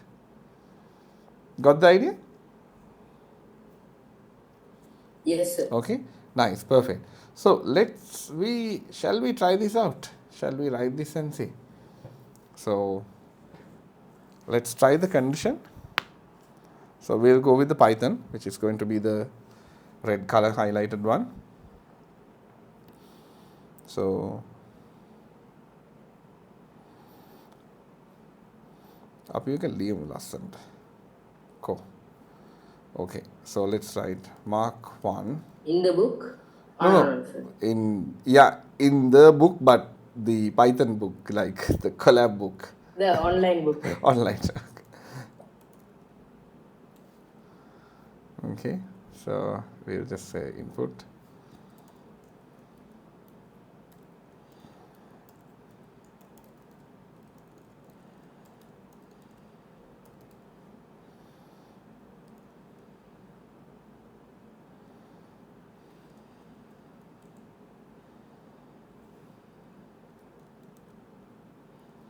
Mark 1, 2, and 3. So in the book itself, they have used the integers as variable names, but numeric characters in the variable name. But in real world situations, we don't do that. So technically, we don't we don't add these type of characters. What we do is we either write it in English or we add some sort of a different character. Okay, now we'll write it like this. So also guys, remember, comment, take all 3 values for mark 1, 2 and 3 from the user. Okay, perfect. Now then let's check. What do we need to first check? We have to check if mark 1 is greater than mark 2. අපි මේ flow එක ලියාගෙන යන්කෝ, ලියලා ඊට පස්සේ අපි optimize කරමු මේක. So we take all the values now. So let's write it like this. Check mark 1 is greater than mark 2. So check if mark 1 is greater than mark 2. So that means we take a if and we can try out the first condition. Okay, so this is how we test it. So we'll run it and see. Enter mark 1. So let's say if mark 1 is 10 and mark 2 is 5, mark 3 for the moment we'll just add something. Okay, so this condition passes, right, because mark 1 was added as 10 and the mark 2 I added it as 5. So that means the condition passed. Right. So that is okay. Now the first condition is done. Getting back to this one, now we can see if it is, so we can write it in multiple different ways, right? So if this is true. Sir, can you send you, show me your... Send the link. I am writing that. Okay. I'm just showing you the flow. Okay, perfect. So now we have to check one more thing, right? If mark 1 is greater than mark 2, then we can write it like this. So let's check. අපි else එකක් දාලා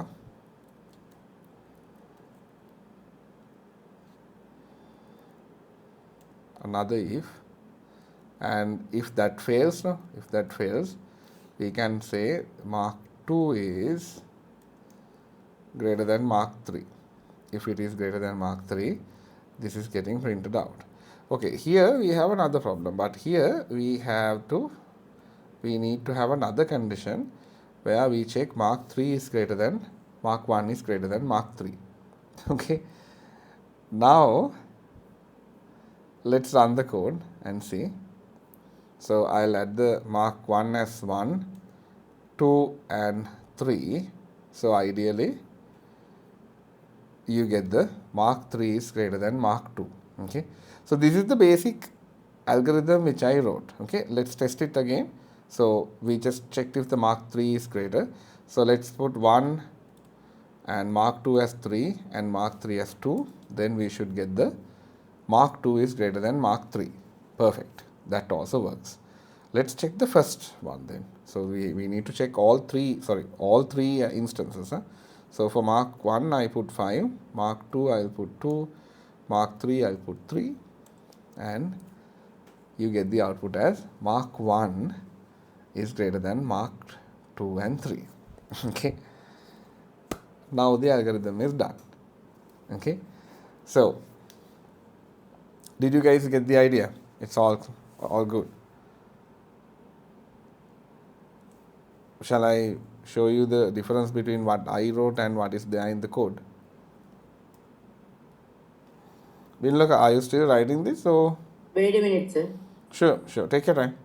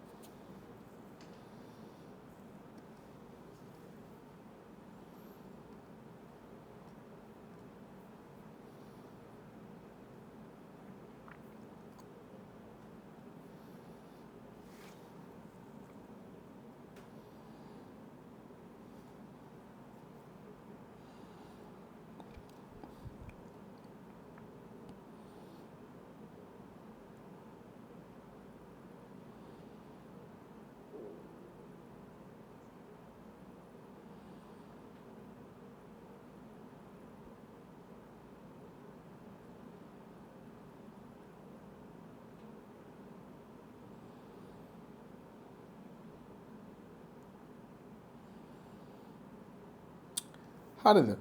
All good? So my one is having an error. Okay. Did you save? I'll refresh and see. In the button it's refreshing. Okay. You have got the input, casted it. Hari. Ottana podi issue එකක් තියෙනව නේද? Now you have multiple conditions. Check the code and see why do we have two conditions. So what does the first line says? Mark 1 is greater than mark 2, no? Hari. Yes. If it is mark, so if mark 1 is greater than mark 2, then we have to check if the mark 1 is, then we have to go to the next line, right? Under the next line, we have to again check if mark 1 is greater than the mark 3 as well.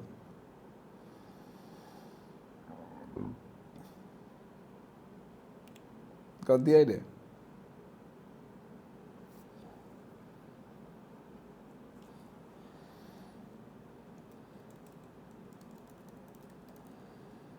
Now okay, sir?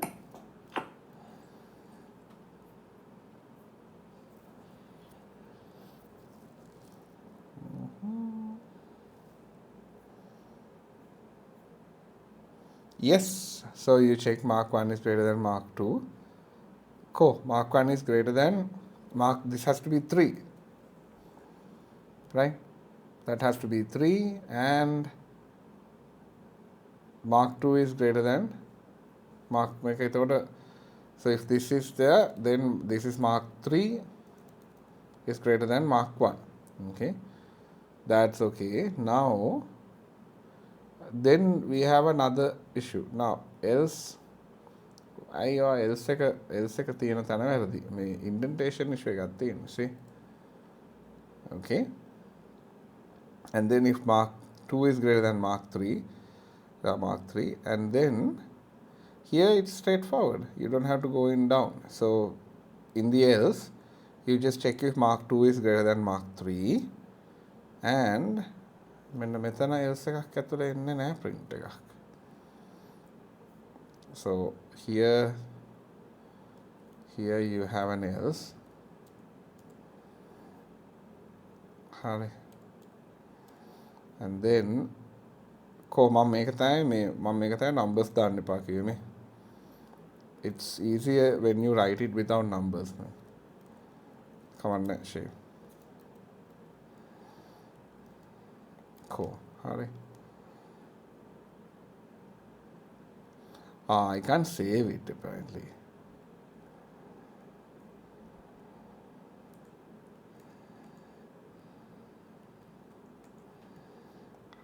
Can I run this?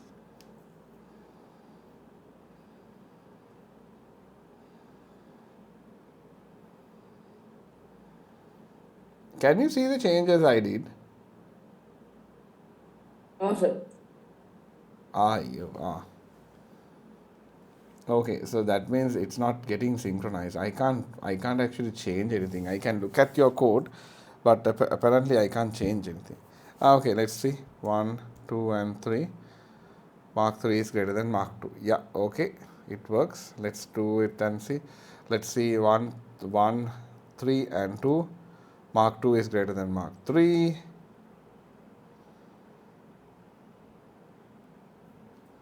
Three, 2, and 1. Mark 1 is greater than Mark 3. Yeah, okay. අපි මේක මෙහෙම කරමු. Mark 1 is greater. Mark 3 is greater. Mark 2 is greater. We can do something like this. Take a clean ටික. Okay. Mark 3 is greater. And 1, 3, 2. Mark 2 is greater. And 3, 2, 1. Mark 1 is greater. Okay, can you update your code according to this? Or shall I put this on the chat?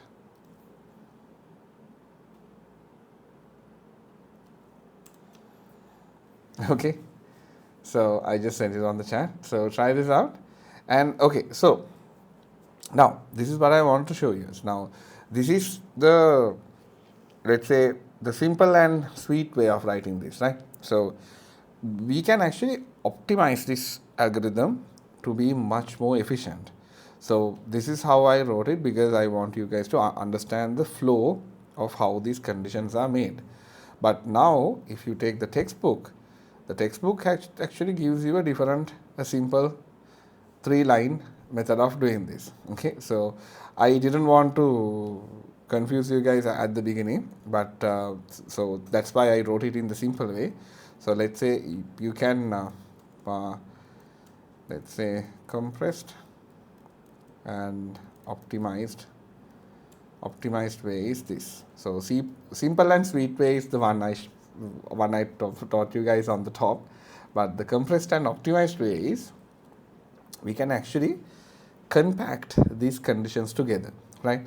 So let's check this out. So here you check 2 conditions altogether. You check if Mark 1, see, so if Mark 1 is greater than Mark 2, yes, and the word is and. If Mark 1 is greater than Mark 3, then you output Mark 1, right? මෙතන condition එකක් තියෙන්නේ, because if both of these are true, you get one result. If both of these are false, then you get one result. Got the point? තේරුණාද idea එක? අපි ඒක ලියමු. So if Mark 1 is greater than Mark 2 and Mark 1 is greater than Mark 3, then we can say Mark 2 is greater. Mark 1 is greater, right? And then if Mark 2 is greater than Mark 3, then we can say, if Mark 2 is greater than Mark 1 and if Mark 2 is greater than Mark 3, we can say Mark 2 is greater. And again, else if we can say mark 3 is, oops.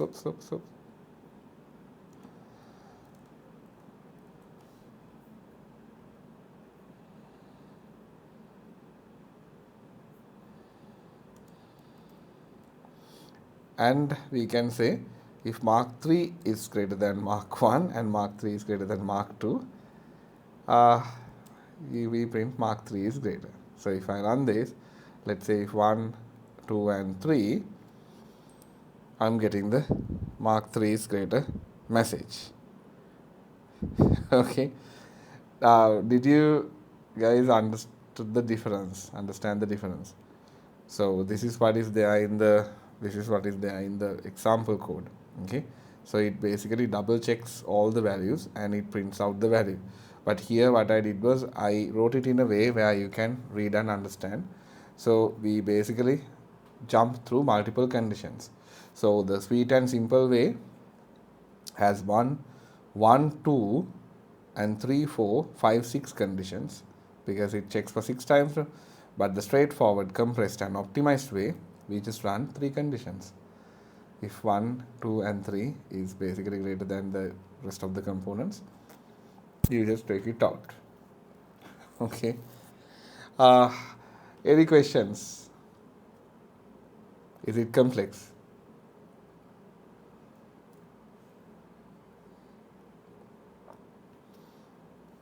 බිල්ලක මොකද එන්නේ?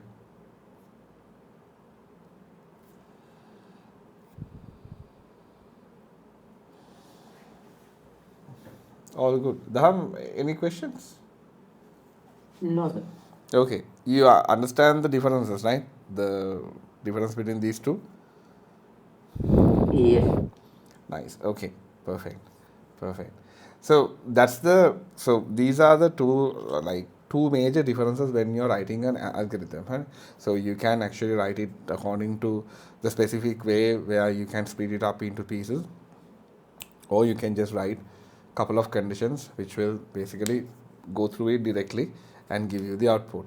So technically, when it comes to this particular output, having this type of algorithms, like in the industry, we don't write this. In the industry, this is not encouraged. Obviously, this is encouraged because this has less number of conditions running. But when you are learning, I highly advise you to write it like this so that you can understand the algorithms and you can basically run it in your mind and understand how it works. Okay. Shall I jump to the other part? Both of you, are you guys okay?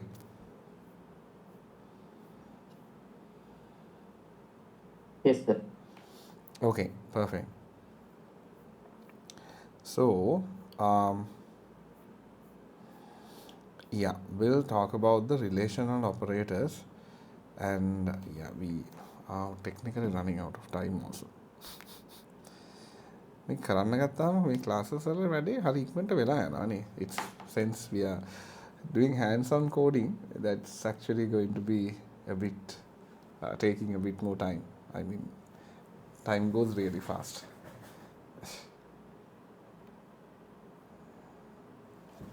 Okay, so then we have the point where we talk about relational operators. Okay, so relational operators, so far we checked, we tried out few examples. So we tried out the conditions, and in the previous example we just did, we wrote few conditions to basically understand the relations. So we checked if the greater than condition is true, and if the condition is true, we basically took the user in and jumped to the next point. Okay. So here, relational operators. So relational operators, they actually provide you the base construct set of conditions to basically handle the primary set of actions, right? So we'll code when we'll get hands-on when we write more codes into this. But for the moment, just to understand this, so first of all, we have the equal. So the equal operator is, as the name implies, it's basically checking if two values are equal. right? So then we have the greater than variable, the symbol. So the greater than symbol is what we just tried out. So it will basically check if the value is greater than the second value, right? At the same time, we do have the greater than and equal to. So this will check if a certain value is greater than or equal to the second value.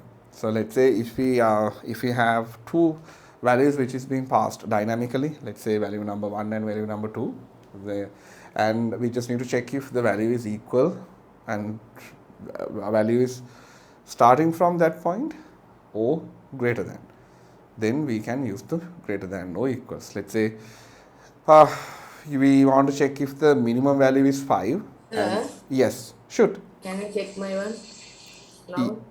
Yes. Let me refresh.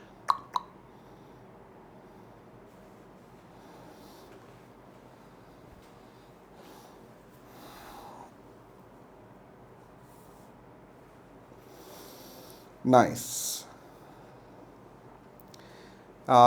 Yeah, mark 1. Still we have a bit more conditions, ne? Hari, this is okay. Condition number 1 is okay. Hari. So condition number 1, you have the mark 1 is greater than mark 2. Okay, then if it is greater than mark 2, then it comes in. So it checks if these conditions are good. Okay, that's all fine. But after that, මෙතන ආයි if එකක් තියෙනවා. මේ if එක ඕනේ නැහැ. You don't need this if part. You technically don't need this. Oops. Which if, sir? මෙන්න මේ part එක ඕනේ නැහැ. This if. This particular section. Mark 2 is greater than. Yeah, that because you are actually checking it again underneath. See? So, okay, we have Okay, the sir. if and the else no. So, if this condition fails, that means that is going to jump into the else condition. So, technically, you can remove this particular part. This entire two lines can be removed. You can remove this part, the part I highlighted. So I removed it. Okay, let's see. I don't see real-time changes. No, I always have to refresh it. Anyway, let's see. Okay. Nice. Okay. And yeah, you can remove the last line also. Make a tone. So I send my course to the chat. You put it on chat? Yes, the group chat. Yeah, perfect. Okay. Yep, that's perfect. That's the fully straightforward method. Nice. If you have a good, once you have a good idea about the algorithms, Daham, you can directly write it like that. Me, මම පෙන්නන්නේ අර ලස්සන හරි විදිහ ඒක step by step ඉගෙන ගන්න. But Sir, ultimately you have to get to that level. Yes, හරිද? WhatsApp will put same marks onto the third. What will happen? I mean, I code day. So we check if the mark 2 is greater. If it is, yeah, okay. What happens if you had the same marks? I put it, sir. Okay, what happened? It gave me the mark 3 is greater. Yeah, because now api make a condition එක දාලා නැහැනේ. Okay, let's try this out. So let's say mark 1 is 1 and mark 1 is 1, and if I put mark 3 is also 1, I'm going to get mark 3 is greater than mark 1, because that is going to go through the same conditions. No? So in this case, this is going to fail. Mark 1 is greater than mark 2 it's going to fail, right? Then that means may condition එකම fail. This particular condition will fail. So that means you are getting into the else part. So when you get into the else part, now it will, sorry? No, I lost you there.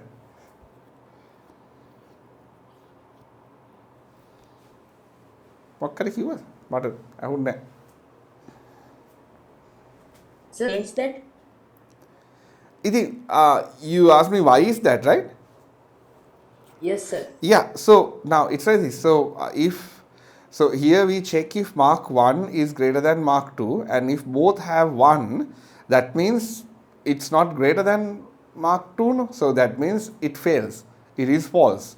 So then it jumps into the else. Honey? So when it jumps into the else, again there's a problem because mark 2 is That again means, 1. Mark 1 and Mark 2 cancel out. Cancels out, yes. So this condition also cancels out, and this condition also cancels out, and it ends up at this condition, the last condition. That's right. Sir. So ultimately you get mark 3. Sir, how to get mark the thing that all are insane like that? What? I know. I didn't get you. Didn't get your point. Sorry. And sir, this code gives us the third mark 3 is greater than greater. Yeah. Then we put all 1. Yeah. How to get the all marks are equal? So technically we'll need to add another condition.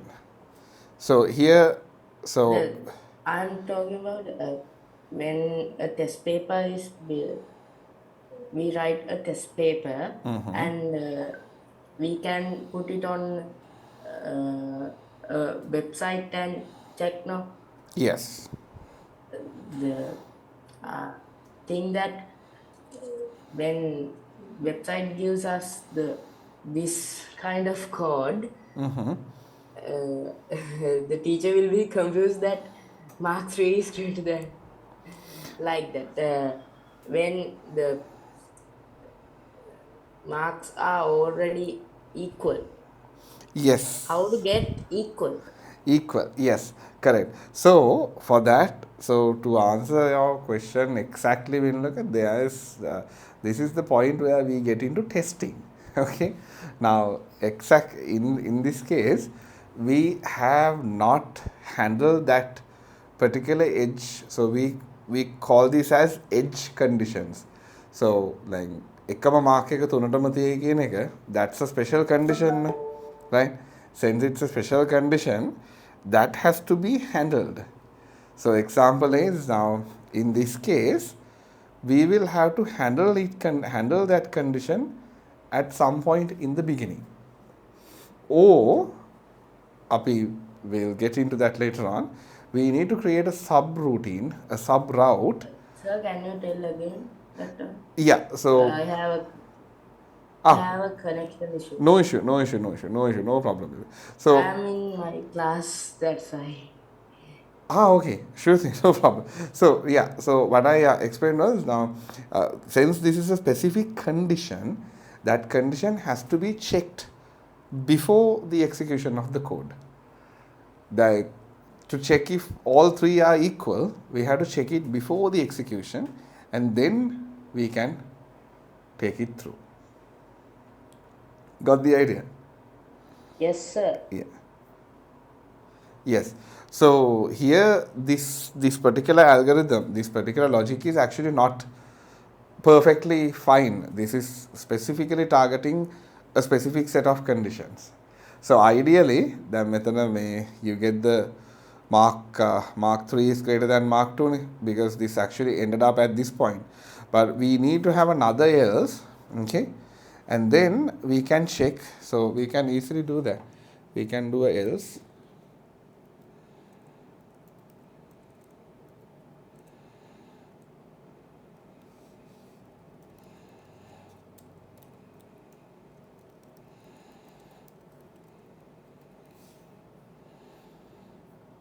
Oh, sorry.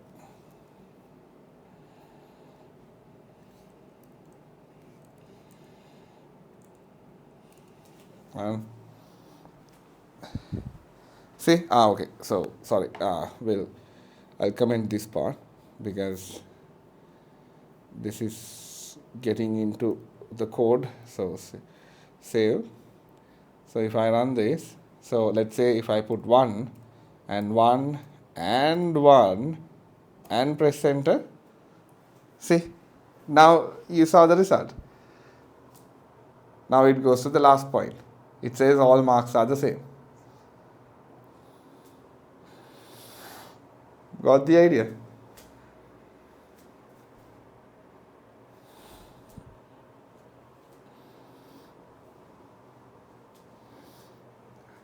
Yes, bin look. Is it okay? Good.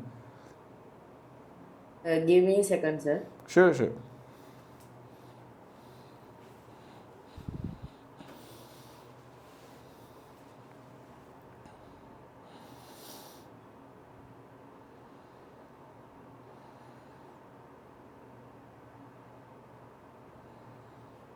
All good?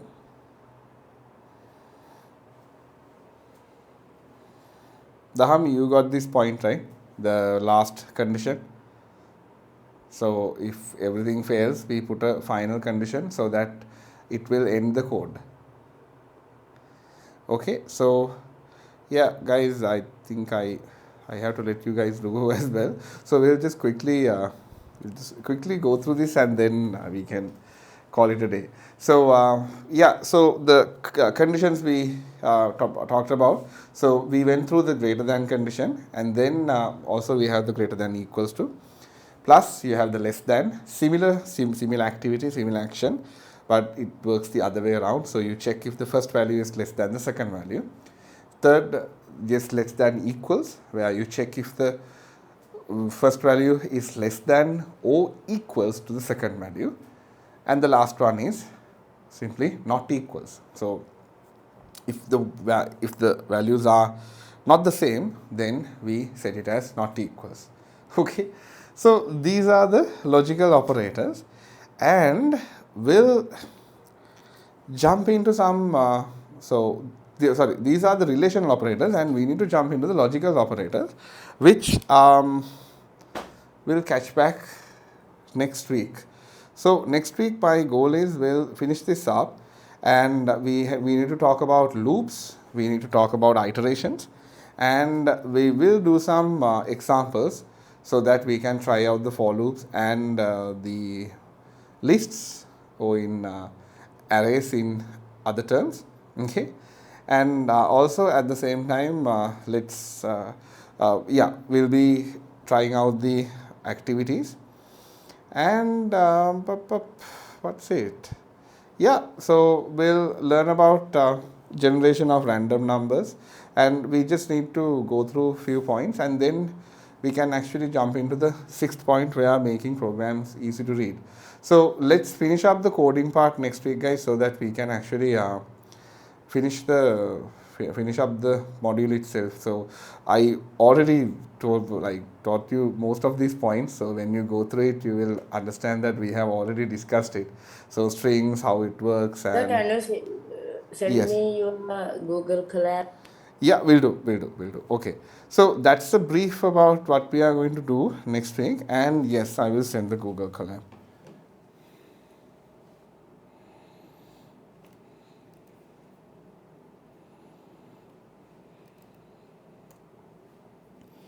Yeah, I sent it online on the chat, and copy link, done. I will send it through the WhatsApp groups as well. No? I'm sending it again in the WhatsApp group, and yes, all good. Any questions?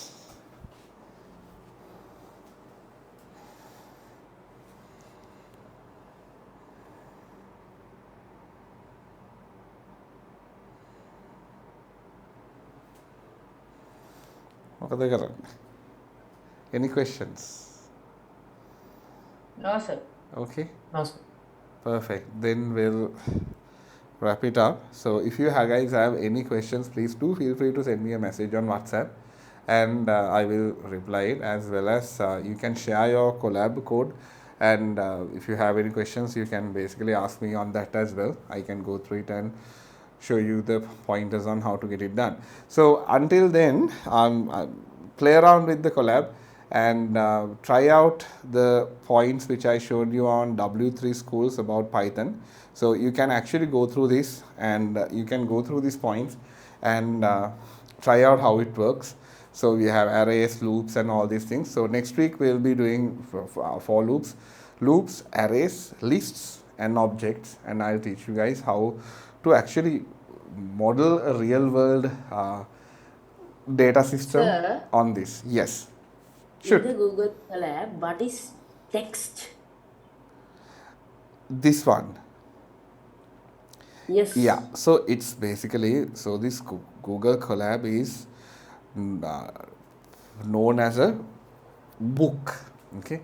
So we actually call this as a notebook. Okay. So what we do is when you're running, okay. Think about this in a different way. So I'll explain this in a different way now. Sir, Yeah. can I get that into next week lesson? I All have to good. go. Sure. All good. Okay, all sir. good. All good. Okay. Perfect. Perfect. Let's Thank you, sir. wrap it up. Thank you, We'll sir. have a chat next week.